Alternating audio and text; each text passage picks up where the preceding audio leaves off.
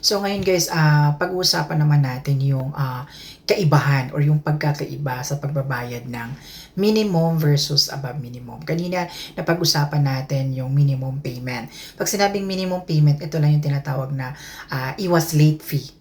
O kumbaga para lang hindi tayo makapag bayad ng late charge. Pero pag sinabing above minimum, ito yung tinatawag na malaki ang portion na mababawas doon sa principal at interest.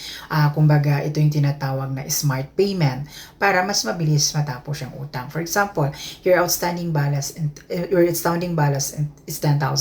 Monthly interest is 3%. Yung minimum amount due mo is 500. Since above minimum ang binabayad mo, let's say 2,000. So, technically, yung 300 is still mapupunta sa interest. Then, yung 1,700, imababawas siya doon sa principal amount po na 10,000. So, malaki yung pinagkaiba niya doon sa minimum payment versus doon sa above minimum. Kaya, mas maganda kung wag nating panatilihin na magbayad tayo ng minimum payment. Mas maganda above minimum.